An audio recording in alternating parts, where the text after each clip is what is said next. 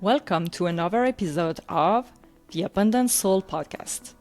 I'm your host, Stephanie, and today we are taking you behind the scenes of our creative journey. In this intimate conversation, we pull back the curtain on what it really takes to build something authentic in a world obsessed with perfection. Ashley and I get real about the messy, beautiful process of finding your voice, setting boundaries that honor your well-being, and the unexpected healing that comes from sharing your truth. Whether you're a creator struggling with perfectionism, someone navigating life transitions, or simply curious about the power of vulnerability, this episode offers both inspiration and practical tools to apply in your own life. So settle in, maybe grab a cup of something warm, and join us for an honest conversation about embracing imperfection and finding balance along the way. Now, let's get into today's conversation. Good morning. Good morning. How are you? I am doing all right. Doing okay. How about you? I will say the same. Like we had a little technical thing before that made us laugh, but we've been more on the slow-mo this morning. It feels like one of those days. I feel like, at least for me in my life right now, I've got a lot of stuff going on. It's coming to a slowdown, but I feel like the tiredness is catching up with me because I think I was running more on like adrenaline, just like I think I thrive under pressure. Like I like that. I say that, but I think my nervous system's like, no, we don't. No, we don't. No, we don't want to do that. Mm-hmm. It's listening to your body. That's what, sometimes there is a disconnect between the brain, what we think that we can do, and what the body actually needs. So oftentimes there is a disconnect there. Mm-hmm. Yeah. And I hear you. For me, it's going to be the opposite. It's been slower, but next week I'm going to start a job. So it's going to pick up. And again, because I don't know how I'm going to organize my time, it's going to be a lot of changes. But it's funny because I had this conversation with my husband where I was saying it's not because you don't work that you are not tired or you feel drained. You have so many things ongoing in your life on the side too, like if you have a family or, like worries that could prevent you from having good night's sleep. So, and also when you don't work, if you don't have a project, which it was not my issue because I've been keeping myself very busy still, but if you don't have a specific goal, then you can let things slip. Right? You just say, oh, I didn't do it today. That's okay. I will do it tomorrow. So you start to be in that kind of numb situation where like nothing is urgent, like the motivation is not there. And you start feeling tired, like more tired every day, or at least that's how I feel. So it's going to be, kick my butt a little bit to restart and be more active. Not that I was not active, but it's true that if I didn't feel like doing something one day, I will push it until, I feel like I'm ready. Some days were better, some days were much, much, much slower. Today is one of the slow days. So how do you anticipate? So you have a big change coming in the fact that you're going to have a new structure, right? Starting a new job. That's going to be new people, new job, learning stuff, and factoring that into your days now. Like, how do you anticipate that's like, how do you view that? I mean, it's both exciting and both like, a little bit scared, meaning like you never know what you go into. There is a part of me that is excited, but with every change, doesn't matter what change it is, we have to be mindful and having clear boundaries because you get caught. You get caught with, you want to perform, right? Especially in a new job. You want to perform, you want to show that you are capable of, but then you will push yourself. And I'm very, very guilty of doing that. Or when I get too excited, then I give, and I'm like, woohoo! And then suddenly I'm like, oh, and I can't, and I have to stop, I have to slow down. So, like, really, my goal is to give my 100%. Every time. That's the way I operate anyway. So I always give my best, and not go beyond. Yeah. Yeah. That's good. Well, that actually brings us up to a very exciting announcement. I say exciting because it's going to be entering a new chapter and a new era for the both of us. So we have completed, gosh, I don't even know, over 20 episodes in our first season of this podcast, which, woohoo, yay, we did it. I just want to say I'm very proud of ourselves for trying something new. Because if you've been listening, Steph and I originally started this podcast because her and I would just jump on these calls in the mornings just to catch up and talk about life. And we were like, you know what? Maybe we should just like put this out there and see if this resonates with anyone, and maybe bring some people in too to share about what's going on in their lives, like the ups, the downs, what it is to be on like this little journey. So with that said, we are both entering different chapters of our lives, and much like, we always talk about honoring your body, paying attention, and like you just said, setting boundaries. We will be taking a little bit of a pause to kind of realign with what we have going on in our worlds. Because Steph, like you mentioned, you have a new job starting soon, which, yay, that's so exciting. And I love that you're going to have people that you know there too. So there's going to be a sense of familiarity with it. So that's pretty cool. Yes, I'm very excited. And for you, you will be able to really press pause. Also, press pause because you've been going on the go, go, go. And actually, it's funny because we lived a very opposite life. While we started with podcast, I got laid off. So suddenly my times got freer at least, and I was able to do a deep dive into a podcast, how to edit, how to create a logo, etc. And you, on the other hand, had all these opportunities with your career and new jobs and the yoga. So, and now, when I looked with my future job, I realized that I really want to focus on the job and not being like all disparate. And do we say disparate? Okay.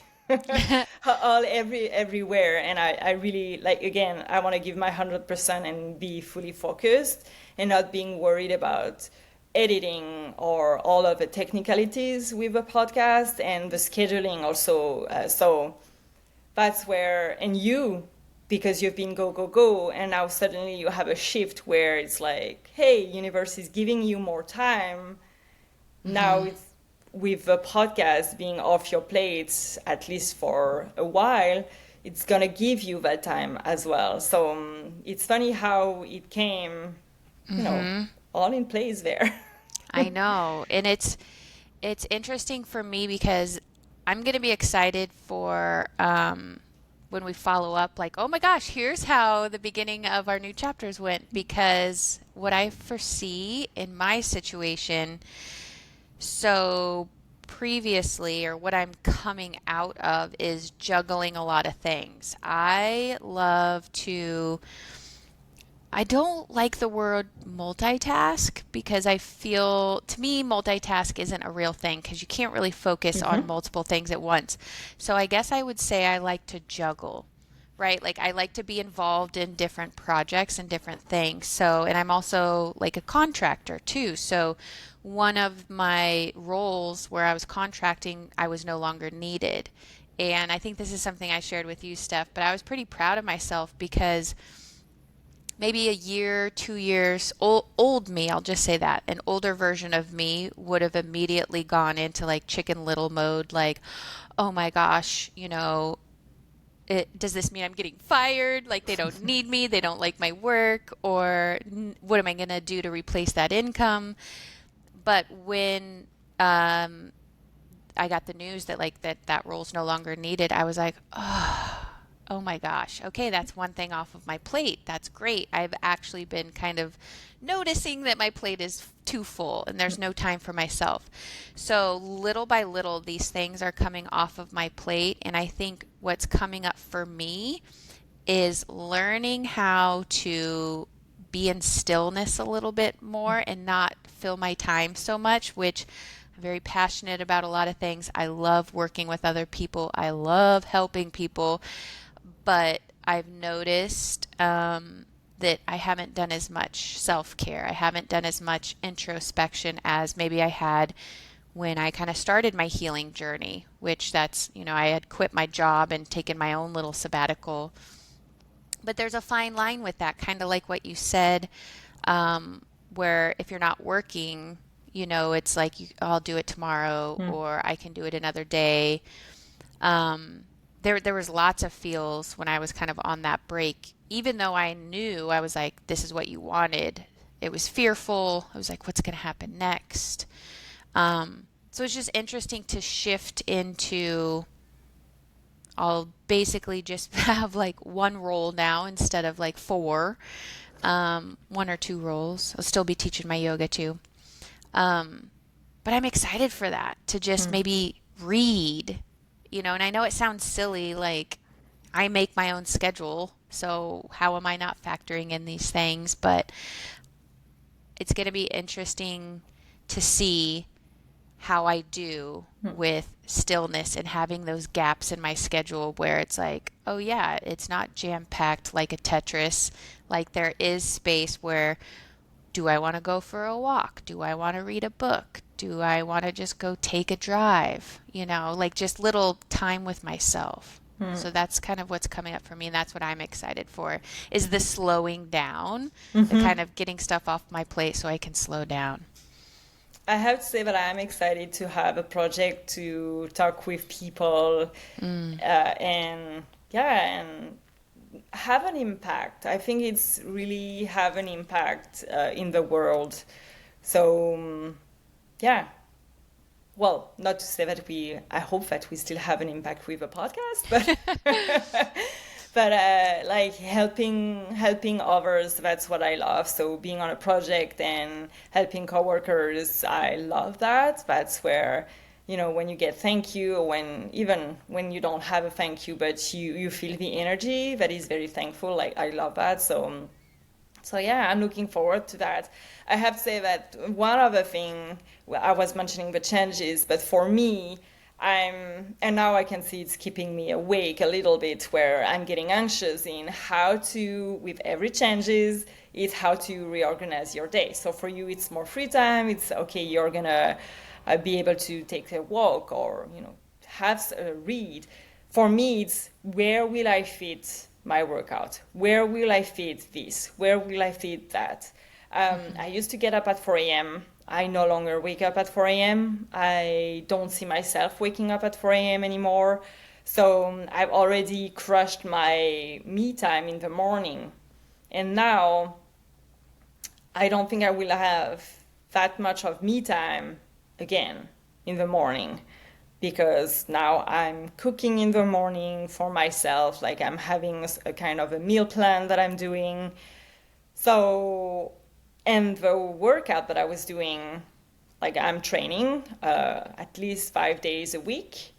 So now, because I've been unemployed for 6 months, I've been doing it at, around 9 a.m., 10 a.m., like always in the morning. Before, when I was waking up at 4 a.m., I would wake up, put my gym clothes, and go. Now I realize that I need calm. So that was a learning process. That was a year and a half ago now, where I was completely drained, completely tired. My days at work were very intense. We had long hours of meetings, and I was not able to keep up. And I was able to keep up at work, but everything on the side, like I was completely drained and exhausted. So I started to shift slowly and make experiments. right? Like a scientist, you make experiments. Is it working? Is it not working? So that's when I started to cut my me time in the morning to wake up at 4:30, then wake up at 5, and now it's 5:55, which is almost 6. But now I only have less than an hour to do all of my me times, which does not include my workout. It's only my meditation, my reading, and getting ready for the breakfast for my son and now myself. So, so yeah, so because after I was doing my workout later, so it's gonna have, yeah, it's gonna be a transition. Where will I fit my workout? And also, I've realized for quite a while now that working out in the morning, and that's something with me, I'm very intense. When I do something, I do it. So, and I never want to commit if I don't feel that I'm capable of doing it. So, or that I won't give my 100%. So, where was I going to say with that? I forgot my train of thought. With the workout?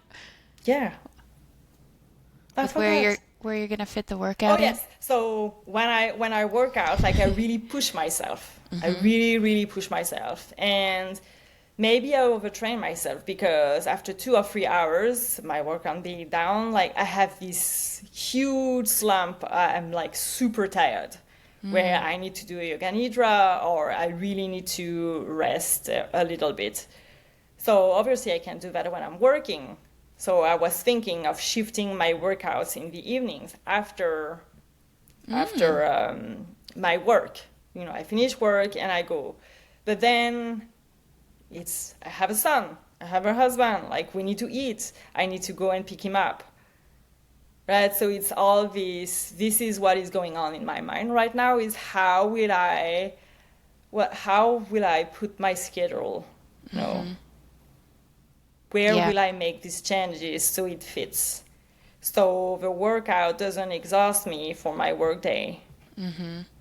Because I want to be, you know, when I'm at work, I want to be laser focused with work. But when I'm with my workout, I want to be with my workout and not thinking about work or something else. So that's where I'm at right now. So initially, it's gonna be trials and see what is working or not, and we'll see.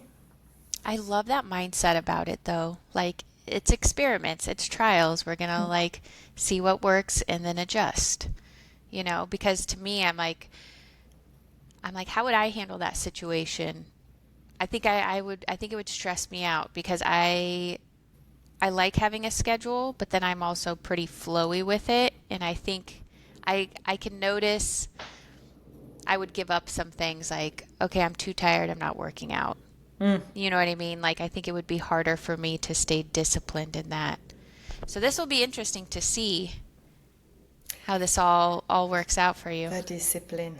Yes. That's why I love the morning, because usually the morning, I'm a morning person. So usually on the morning, I have more energy. That's why I love to do all my brainy stuff in the morning and all my workouts in the morning.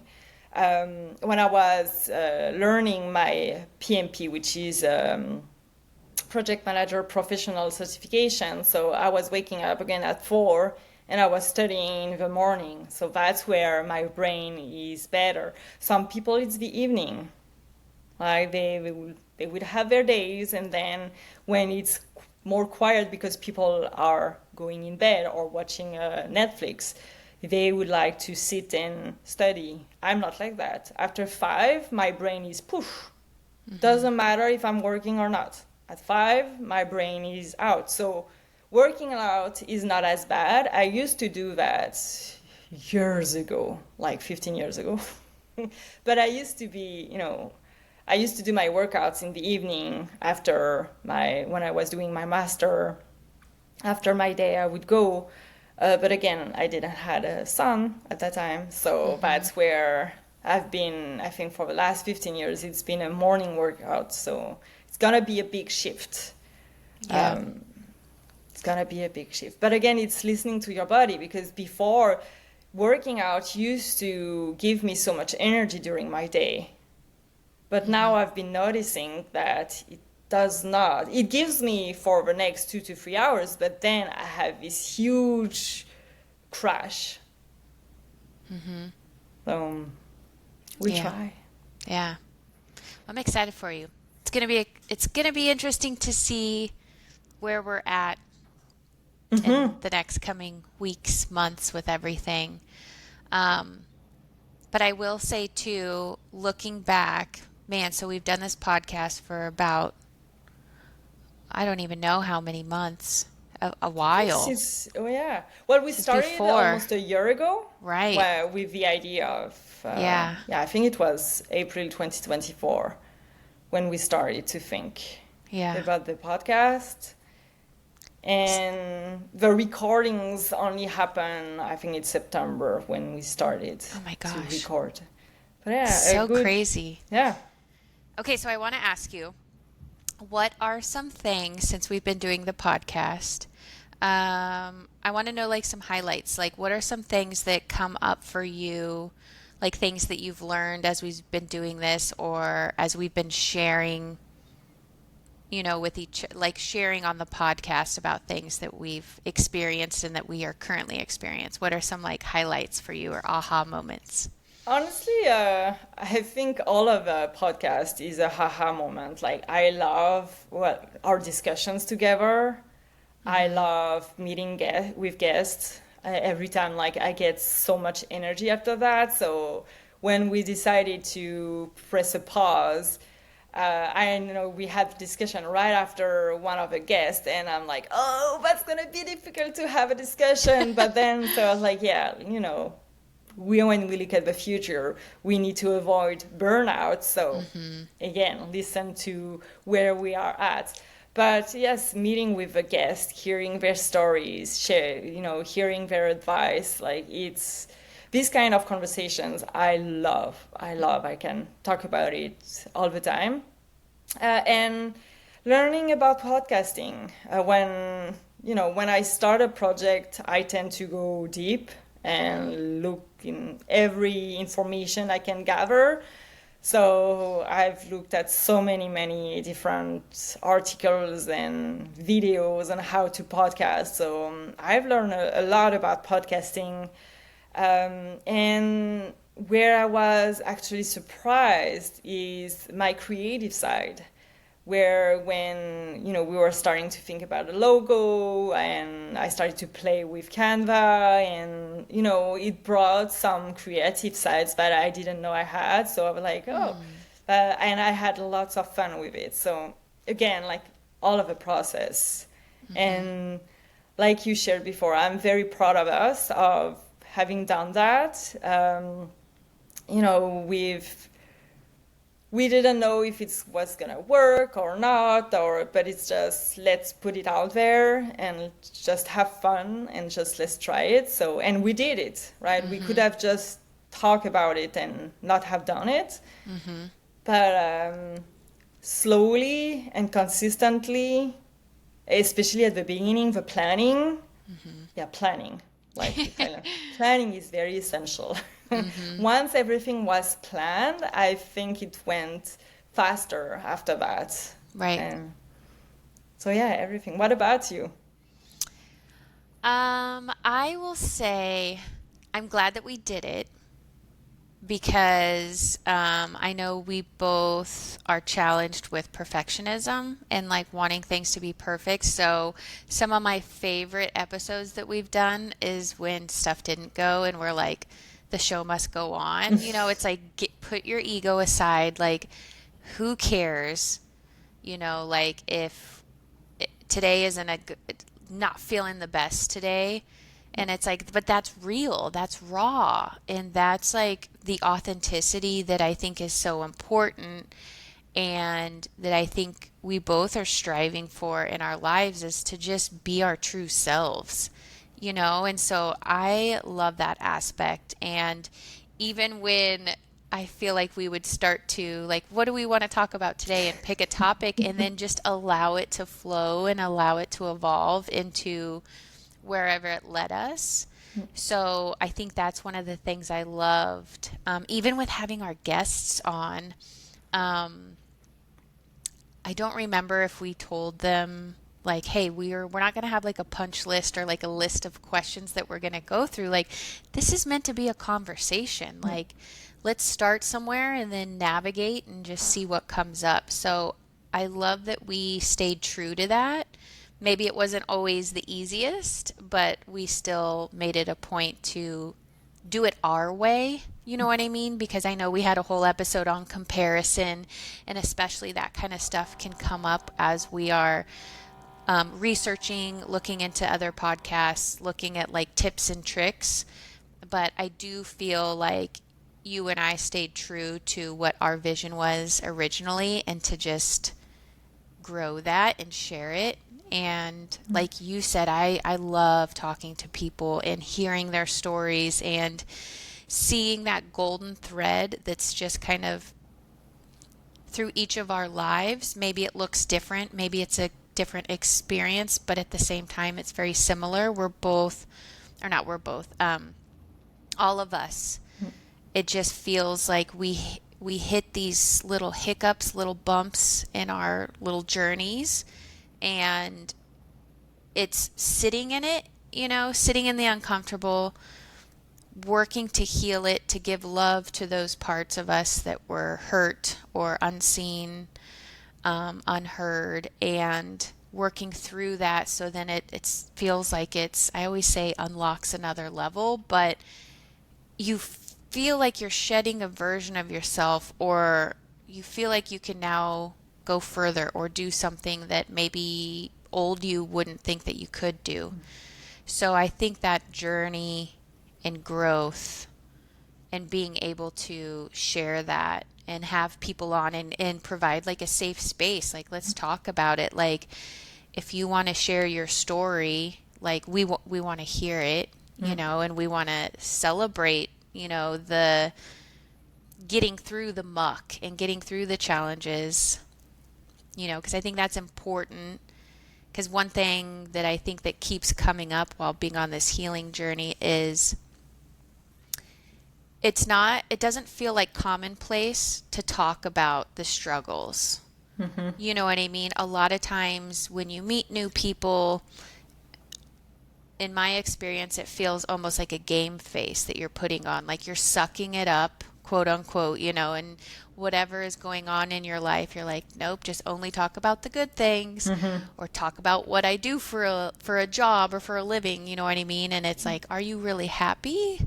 What do you need, a hug? Do you need someone to talk to? Are you okay? And so I like that we can have a podcast where we talk about things. It's like, yeah, some days are amazing. Some days you're just like, ugh, this sucks. This is really hard today, Yeah, 100%. That and to piggyback on that, I also think that some people, they will talk only about the negative side of their life. Like Right. you have two kinds of people where they have their poker face and everything is fine.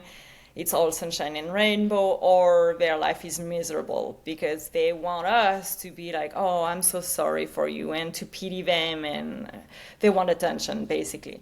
So in regard of that, I think that every story shows that, yes, you can be into, a situation that is very uncomfortable and that really suck. But at the same time, you can use the tools that you have to get outside of there. That there is a lesson for you to grow. And so most of the time it's not easy while you are in there. But hearing all of the stories, and some stories were difficult to hear. We're like, whoa, like that's insane. But they use that as a trampoline, as something where they will be like, okay, this is what is happening in my life. They are not playing the victim, even though it could be hardly very difficult. And they use all the tools and the help. Like you don't have to do it by yourself. They use all the help and the tools possible to get out of their situation, to learn their lesson. And that's what I think makes this podcast wonderful, and all of these people, that all these guests that were there, they did exactly that. And I think that's why hearing their stories and how they managed to learn their lessons and use their tools, and which tools did they use, could help you grow from there. Not see yourself as a victim again, but say like, okay, I hear you, universe. What do you want me to say now? What do you want me to learn? Why are you throwing this at me again? And I think when you start seeing that as challenges, more as, life is against me, but more life is for me, then that's where you will have a life that you are inspired for. Inspire for. Yes. Oh my gosh. What you said about the tools thing super hit home and resonates, because that is one thing that I love to share, or love to have shared with me, is the tools. And I think that is something that was monumental right before I had my little dark night of the soul. I didn't know that I was at the time gaining all these tools that I would later use when shit hit the fan. I was just like, why am I drawn to this? I want to learn about intuition. I want to learn about connecting with myself, and I want to learn about all these different healing modalities. And instead of questioning it, I was just like, there's some reason I'm drawn to it. And then once shit hit the fan in my life, I was like, oh, okay, crap. Now I need to start like implementing some of these things. Like maybe that was a way for me to prep for what was coming next in my life. And so I hope that like with the podcast, some of the things that we've shared, I know we did do some deep dives into stuff, and some stuff we touched on. But if there's anything that like resonates with you as a listener, like explore that, because I'm a big believer in our lessons will come back to us. And maybe it won't be as an intense. I like to think about it as like it's like a little lesson is orbiting around you, and the first time you experience it or go through it, it's close to you, right? And then you have the tools, and it's just like it gets a little further out in orbit. The next time it comes around, you notice it. You're like, wait, is this again? And you're like, okay, I have the tools to regulate myself, to maybe see this in a different perspective, to get myself through this, to heal, all sorts of stuff. So I think imagining that you have like a little toolbox, and it keeps coming up for me, in the tarot, the magician card, is like once you have your tools, you can just kind of choose, like you get to choose how you react to things. You get to choose how you move forward, if you move forward, what you do. Like you have all your tools here. So that's one of the coolest things about the journey, like into healing and spirituality, is just learning tools, activating your gifts that maybe you didn't know you had, or maybe weren't expressed yet. And then just putting that all into play in your little life's journey. I love that. And also, I want to give one advice about the tools, especially when you start and you start to being aware. Make yourself a list, right? Because the first step is awareness, but most of the time when you are new or when you have a new tool, you don't know which tool to use or how to do the tools. Like you did some research and you're like, oh yeah, that's cool, but then if you don't have a coach, sometimes it's much harder to do it by yourself. So make yourself a list where you're like, okay, well, today I'm gonna, do some meditation, or today I'm gonna, an anger release sounds good for that. I feel that I'm angry inside. So make yourself a list that you have easy access, can be on your phone, can be, put on your fridge. So when you are aware of something, when you start to see your trigger, you can have easy access, and so you can pick and choose what you need to be soothed, what you need to be, to release the energy. So especially at the beginning when you don't know which tool to use, or because we forget. There are so many tools out there. Not all of them will work for you. So having your own list that is working for you and you only will help you tremendously. And Ashley, you mentioned one word that is so necessary, because you can have all the tools, but you need to implement. Like without implementations, you can read all the self-help books, you can attend every workshops, but if you don't implement the tools in your own life, when a situation happens and you get triggered, then it won't change your life. You won't grow from it. You will always stay in the same pattern, and the trigger will always be as big. So once you have your list, you implement. And sometimes you don't feel like doing it. So I know, I don't know if it happened to you, Ashley, but sometimes, I get mad and I'm there and I'm spinning and I know that I should use my tool, but I'm not doing it. And there is a part of me that is like, there is a part of me that wants to stay in that loop where I'm mad. And there is a part of me that is, you should sit and do whatever tools that you use. And I'm like, but I don't want to. Why don't I want to? Why would I prefer to stay mad? So sometimes it's a matter of forcing yourself, being disciplined to change that behavior. Yeah. So, and experiment again. And you will fail. It's not going to happen every time. But that's okay, because every time you notice and every time that you quote unquote failed or didn't do as the way you wanted to, the next time maybe you will. And every time you did the way you wanted to be, it's a victory.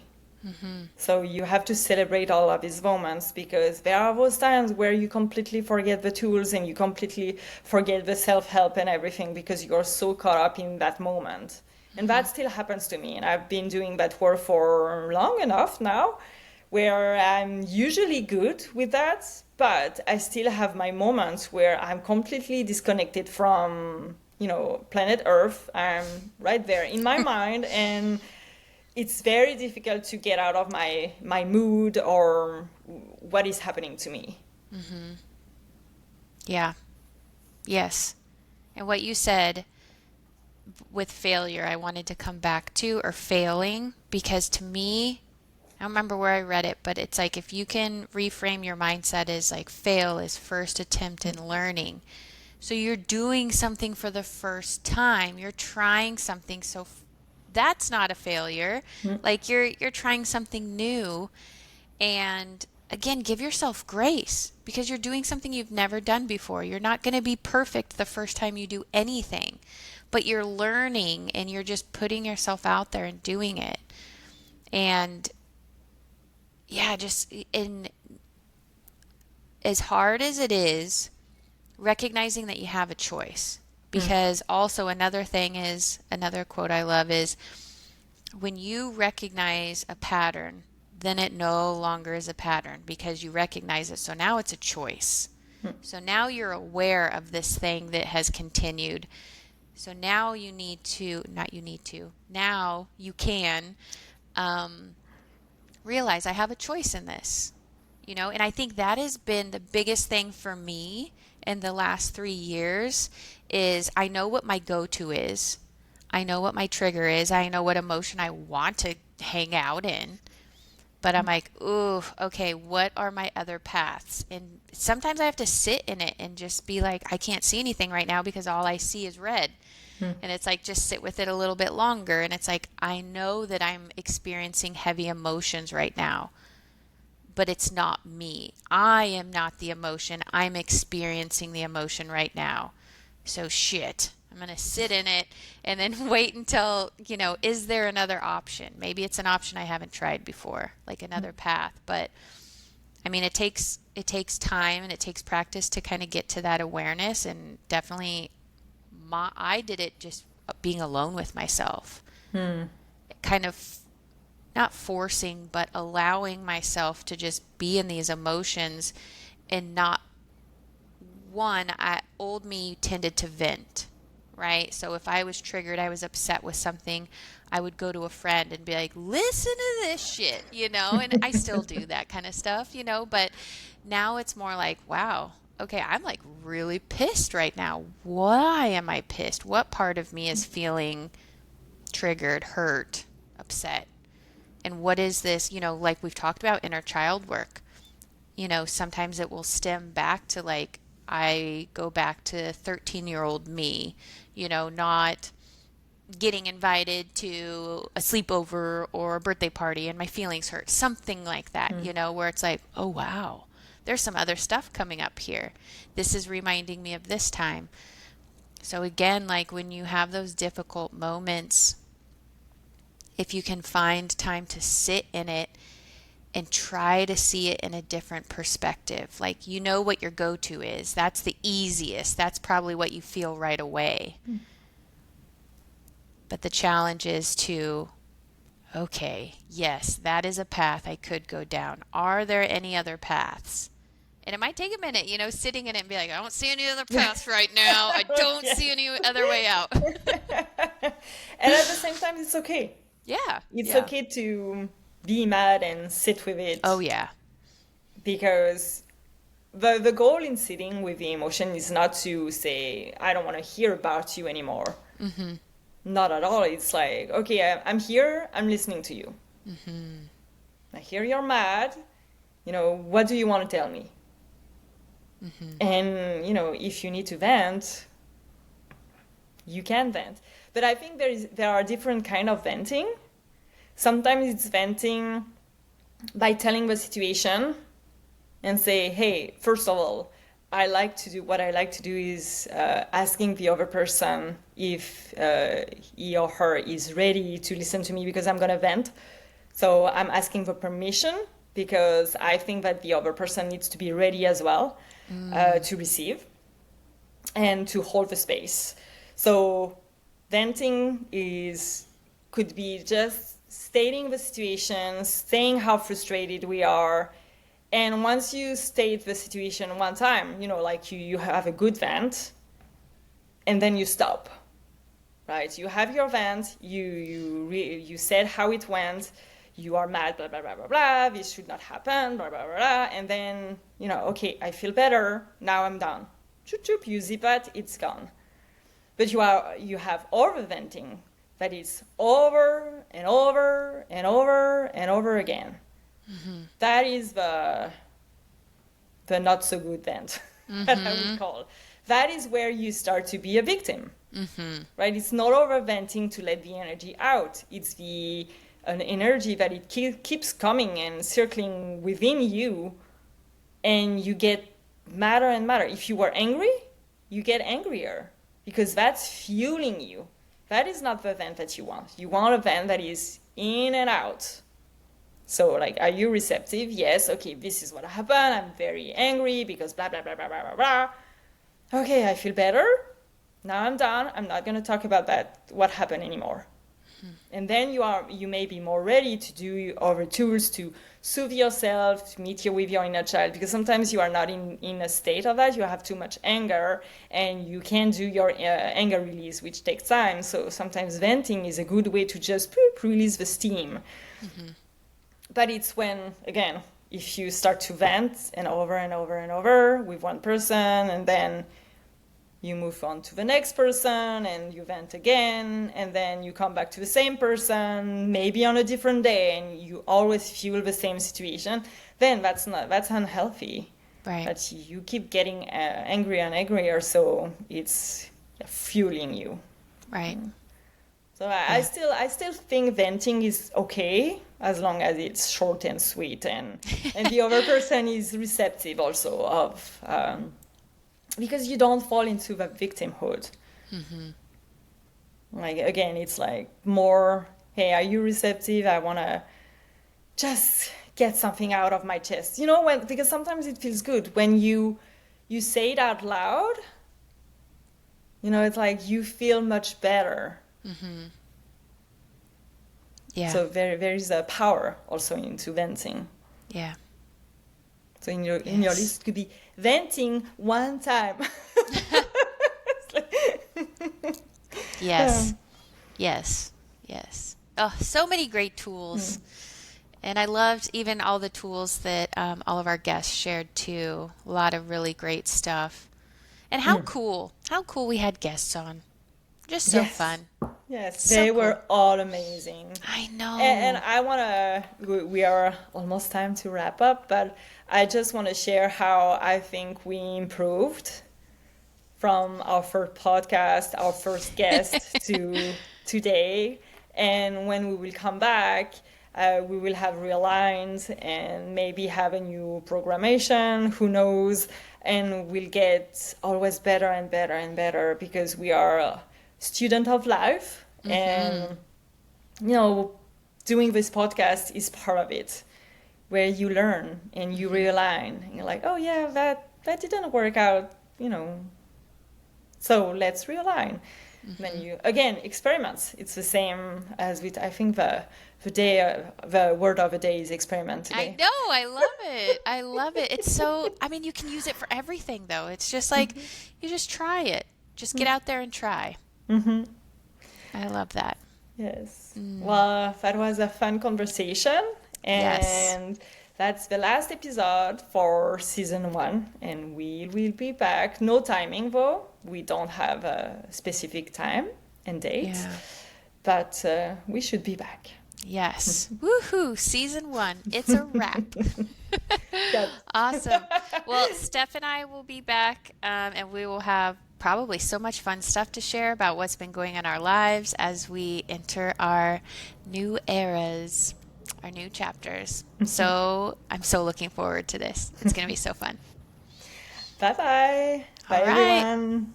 Goodbye. Thank you for joining us on this journey of self-discovery and spiritual awakening. We hope the stories and insights we've shared today have inspired you to embrace your abundant soul and live your life with more presence, purpose, and passion. Remember, the path to awakening is unique for each of us, but we're all connected by our yearning for deeper meaning and authenticity. So keep an open heart and mind and trust that the universe will guide you exactly where you need to go. This has been the Abundant Soul Podcast. See you next Sunday as we continue to explore the depths of spiritual awakening and personal growth.